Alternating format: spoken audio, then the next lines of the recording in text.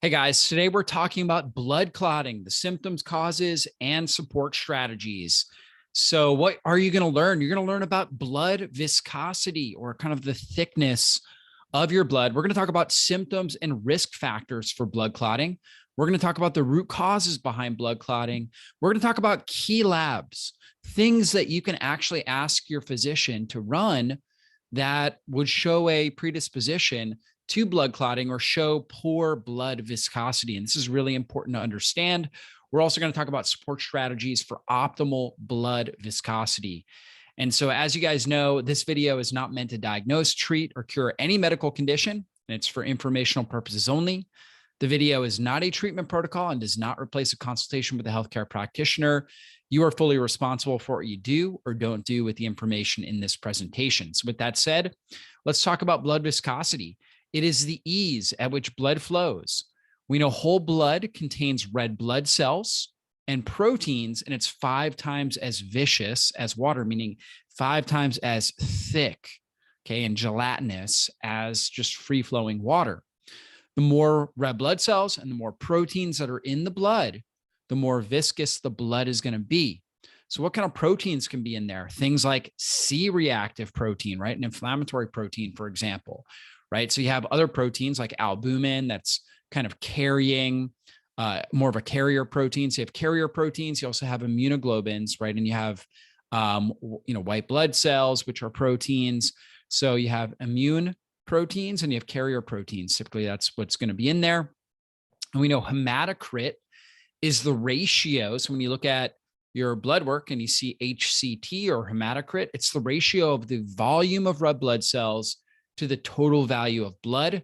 That should always be under 45%. If it's up over 45%, it's a sign that your blood is very viscous. So things that impact the viscosity: hydration levels, so how well hydrated you are, your inflammation levels, your fasting insulin, so the amount of insulin in your blood. More insulin creates more viscosity. The amount of glycation of your red blood cells. So we know that when blood sugar is high, the sugar molecules will bind to proteins and create sticky proteins that are highly reactive. And they also create more viscosity and more inflammation in the system. The amount of triglycerides, right? Triglycerides, again, are fatty acids. So more triglycerides in the blood, more viscous it's going to be. The amount of platelet aggregation, of course, your hematocrit, like I talked about, the deformity of the red blood cells from glycation, and the overall viscosity of your plasma. So those are the key things that play a role in there. And then, when our heart beats, we call that systole, or, when you look at your blood pressure, we have our systolic, which is number on the top, and our diastolic, which is when the heart's at rest, at the bottom. And we know that during the systole phase, the systolic phase, blood flows faster and it's less vicious. When the heart relaxes during that diastole phase, blood flows slower. Slow moving blood is more viscous. And there's a whole lot of factors like we talked about: glycation, insulin, right? Immunoglobulins, the aggregation or the charge of the red blood cells. So red blood cells, should be negatively charged, and they should be not, they should repel each other.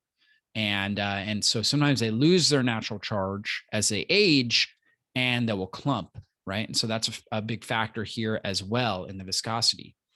And so risk factors for blood clotting: obviously people that are older, family history of blood clots, sitting continuously for greater than 4 hours, having extensive bed rest, a sedentary lifestyle, being obese, smoking, pregnancy, taking birth control pills, and having a bad infection are all factors, because they're going to drive up inflammation in the system. And taking birth control pills can also, has been shown, can impact B vitamin levels and some other factors that can end up leading to blood clotting.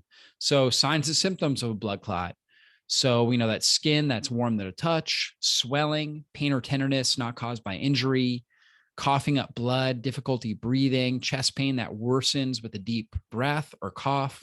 So these things can be signs of pulmonary embolism. So we also have another condition, deep vein thrombosis, which is a blood clot in the leg or the arm. So you might have swelling in that case, pain or tenderness that's not caused by an injury, redness, or discoloration of the skin, and skin that's really warm to the touch, right? Because there's more inflammation in that area where the clot is.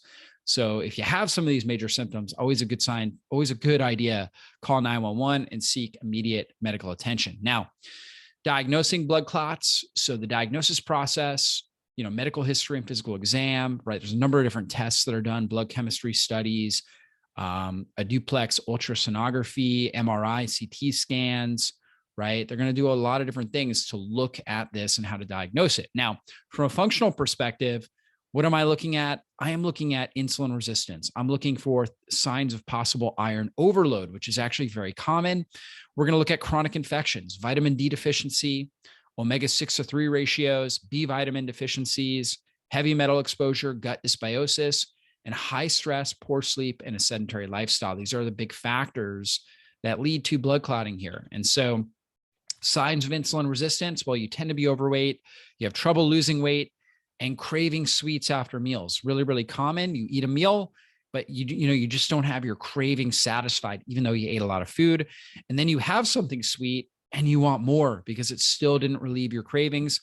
Oftentimes you feel very fatigued after meals, very common sign of insulin resistance. And you may have hormone problems like PCOS, for example. For males, they tend to have low testosterone because they elevate a hormone an enzyme called aromatase, which converts testosterone into estrogen. Whereas with females, oftentimes high insulin or insulin resistance will actually cause high testosterone and lead to things like acne and polycystic ovarian syndrome. Any kind of major skin changes, acne, skin tags, skin pigmentation, all can be signs of high insulin or insulin resistance. And then high blood pressure and high triglycerides are big factors. And we know that when there's inflammation or when there's insulin resistance, it drives up inflammatory factors, things like tumor necrosis factor alpha and interleukin 6, which drive up C-reactive protein, which increases overall inflammation in the body, damages the arterial beds, creates more blood viscosity, higher blood pressure, and increases the risk of heart disease, stroke, and heart attack. And so top 4 blood markers for blood viscosity and blood clotting. This is what I look at on labs. We're going to look at hematocrit, which you're going to get pretty much on every, like any complete blood count, most inexpensive test out there that everybody has gotten at some point. You're going to get the whole blood volume of red blood cells. Men should normally be between 39 and 45%. Women between 37 and 44%. Anything over 45% is a concern for reduced blood viscosity.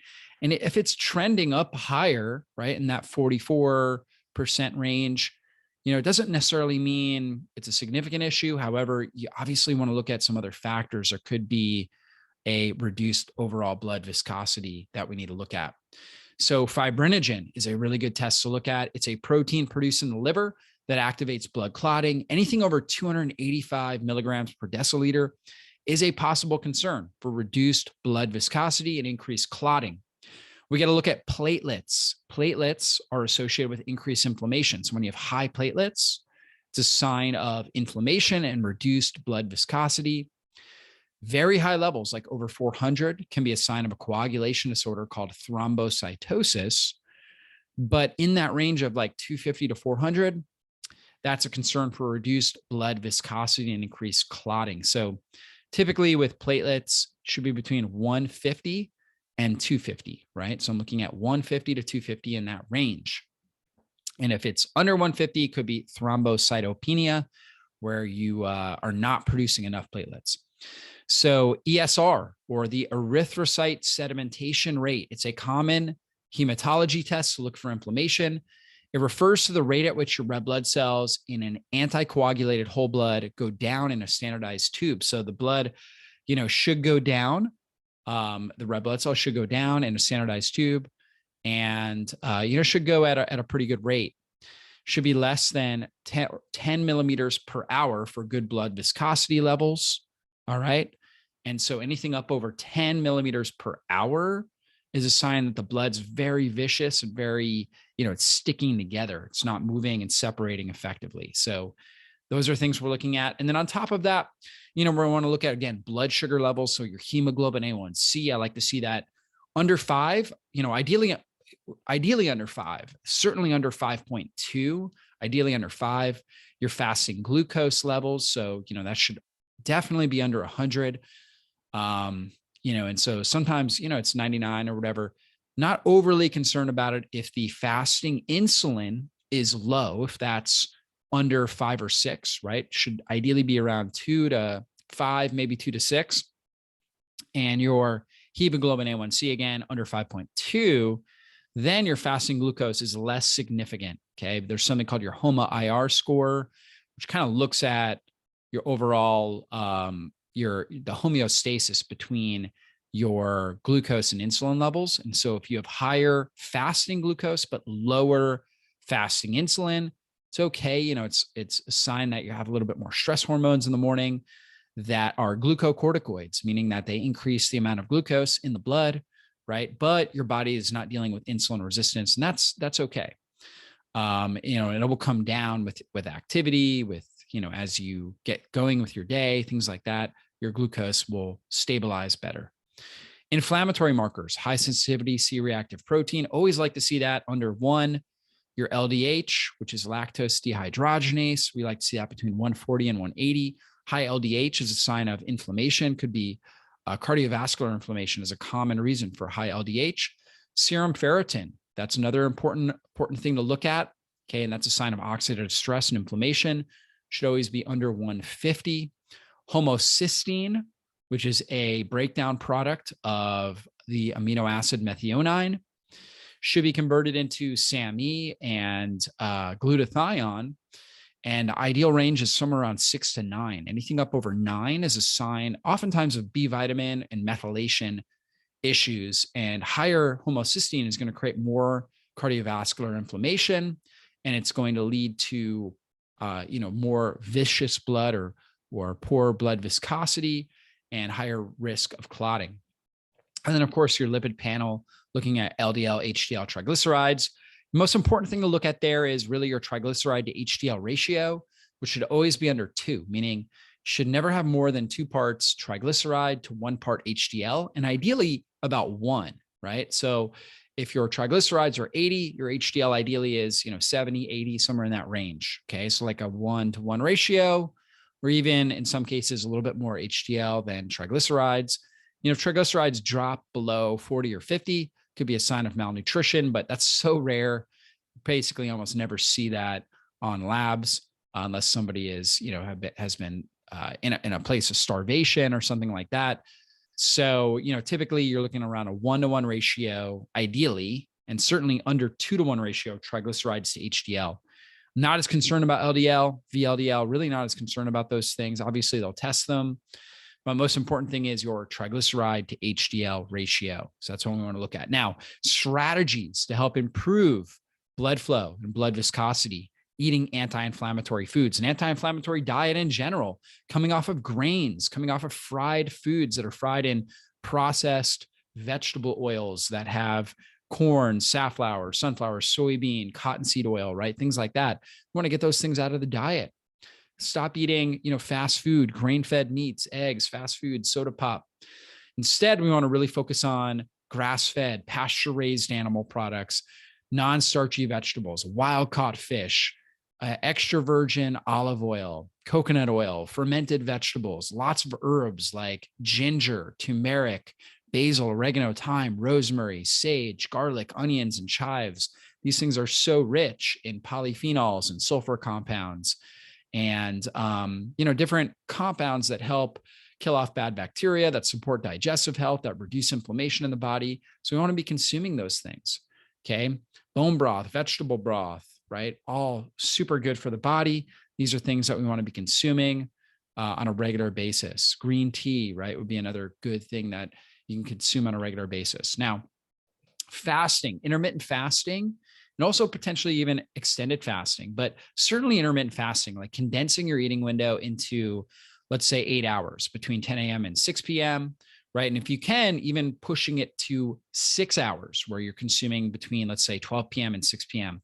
Really powerful what it actually does. So it stimulates autophagy. We know that, which is where the body breaks down old damaged cellular debris, right? So for example, mitochondria that produce all the energy in the cells, they become damaged by oxidative stress. And we go in, our innate intelligence will go in, break down the older damaged mitochondria and recycle it and turn it into new, healthy, stress resilient mitochondria when we're in this fasted state and insulin goes down. So fasting improves heart health by decreasing inflammation and oxidative stress. It improves mitochondrial health. It enhances insulin sensitivity, improves your overall cholesterol and triglycerides. So that triglyceride HDL ratio, one of the best things you can do is intermittent fasting. You burn up excess body fat, you repair dysfunctional cells, you improve your blood pressure, and you strengthen your blood vessels. So really, really powerful what it does for heart health. So ways to do intermittent fasting, on a regular basis, I recommend doing a 12 to 14 hour fast for sure. It's a great way to start, simple to brunch fast. And then pushing it, and everybody's different. I find that most men, it's pretty easy to do 16 to 18 hour fast.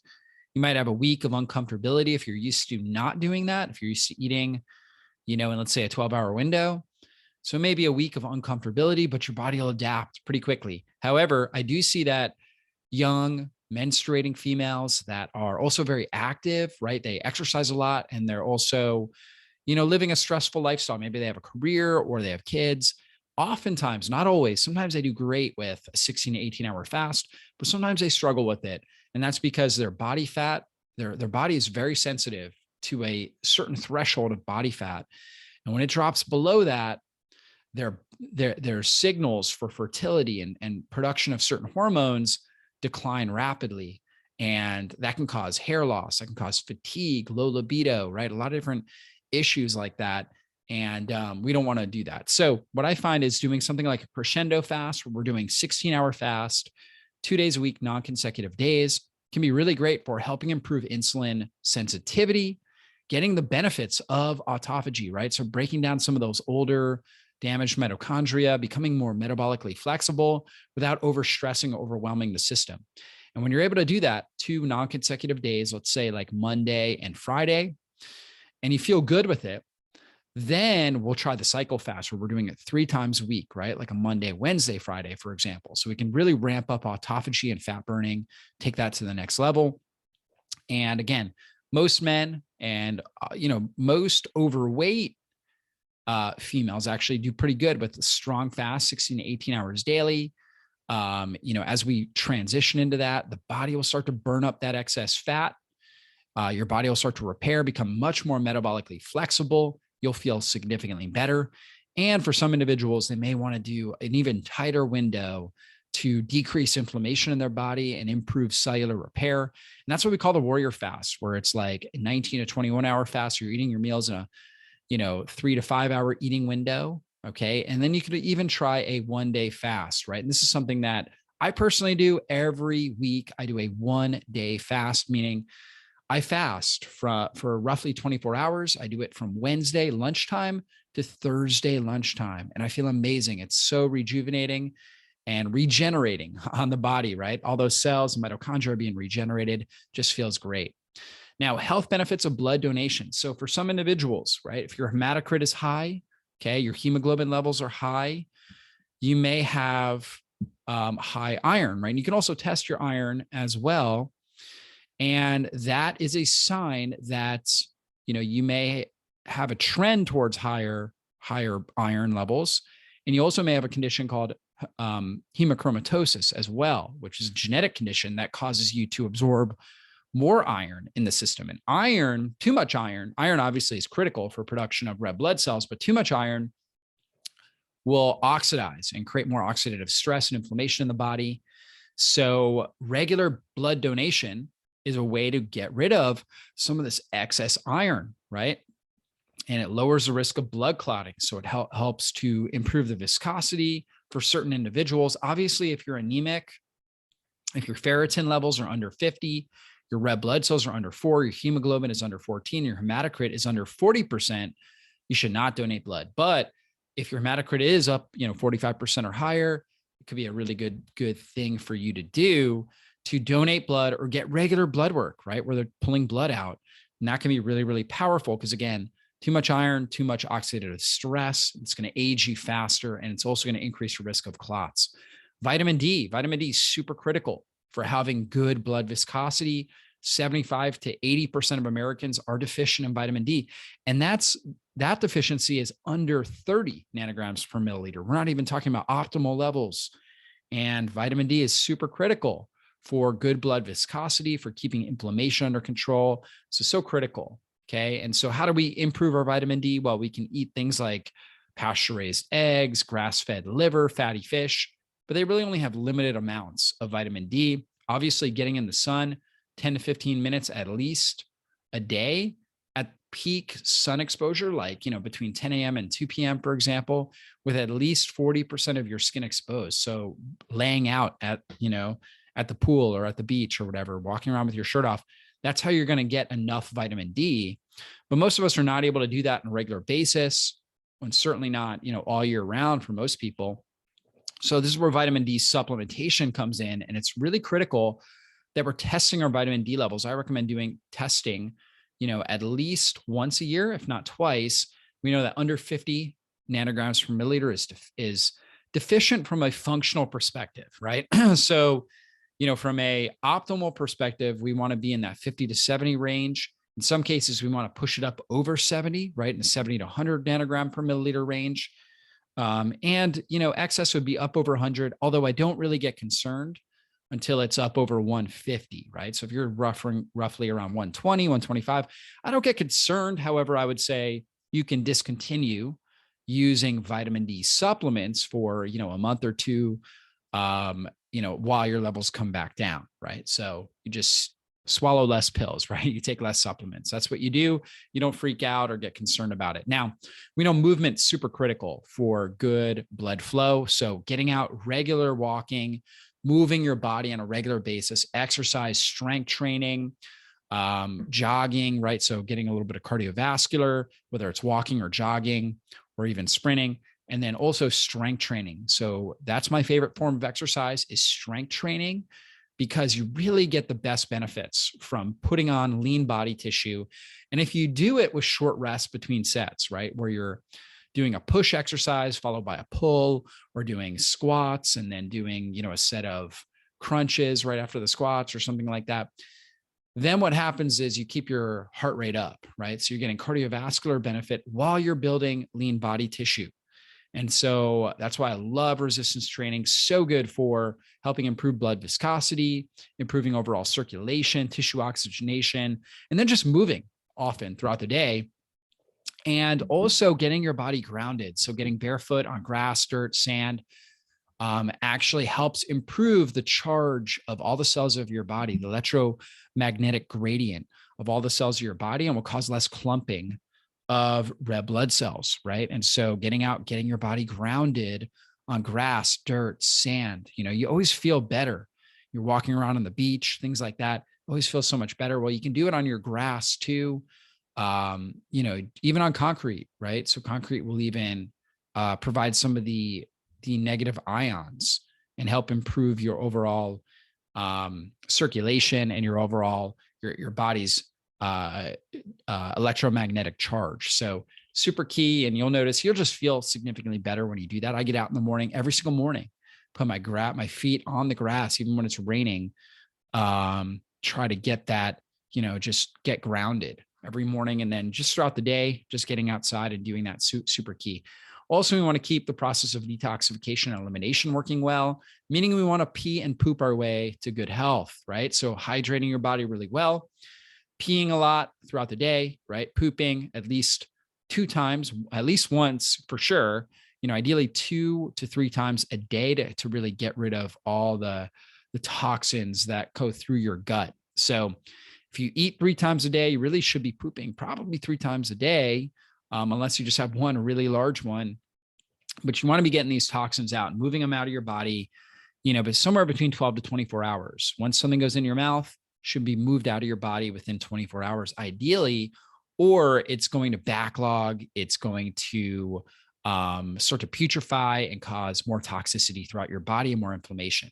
And that will, of course, affect your blood viscosity. You also want to prioritize good sleep. Keep your room cool. Keep your room as dark as possible. Use a sleep mask. Avoid caffeine within 8 hours of sleeping.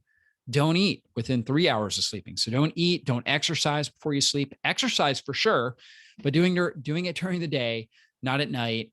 Make sure you're getting good sun exposure during the day. At night, when it's dark, you dim your lights. You use, more orange lights, like candlelight type of light that you can get, like a orange bulb.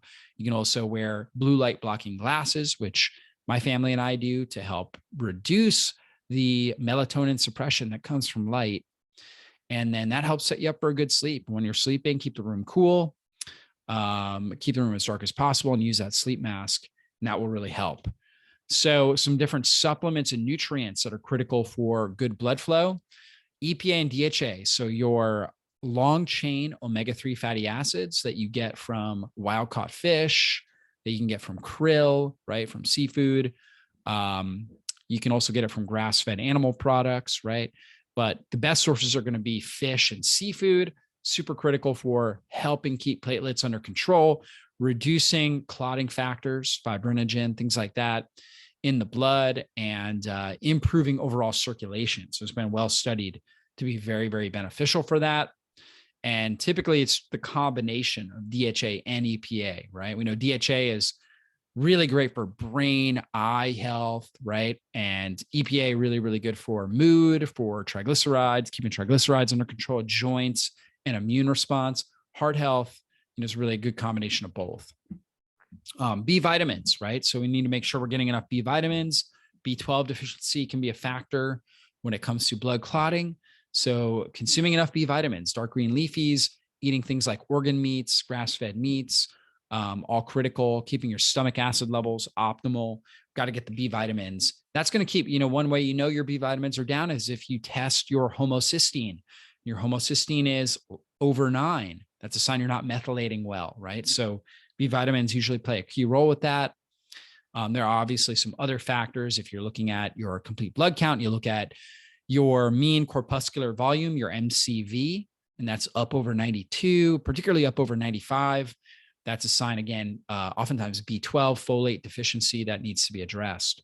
Now, probiotics are also very important because we know that inflammation, one of the major areas where we create inflammation is in our gut.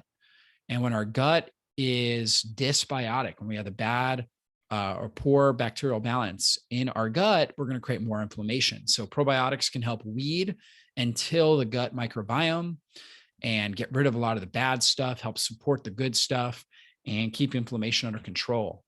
Sauna therapy. Saunas have been shown to be really powerful for helping to improve overall blood viscosity. Why is that? Because they activate heat shock proteins, which break down damaged proteins. They activate autophagy, breaking down old damaged cell proteins, things like C-reactive proteins, stuff like that. They increase your growth hormone, reduce your inflammation, improve circulation, improve insulin sensitivity. Particularly from a blood perspective, they improve thermoregulation. They improve overall blood flow and blood plasma volume. So real powerful stuff that takes place in the sauna, ideally infrared sauna, which penetrates really deep, and you get the benefits of infrared as well as the heat from the sauna.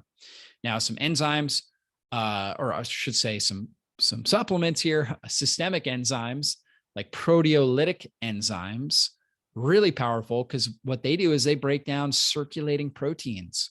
And so again, we know that more circulating proteins in the blood, right? So higher albumin levels, higher immunoglobulins, higher inflammatory markers like interleukin-6. So these different cytokines, more cytokines in the blood, more viscous it's going to be.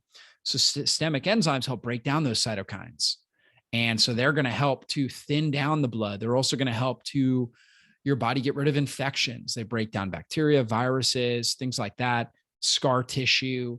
And so a lot of really good functions of systemic enzymes like ceridopeptidase, nattokinase, right? There's a lot of them. Bromelain from pineapple, proteases, right? These things that break down proteins. Now, the key with systemic enzymes is these are enzymes you take away from meals. You're probably familiar with digestive enzymes that you take with meals.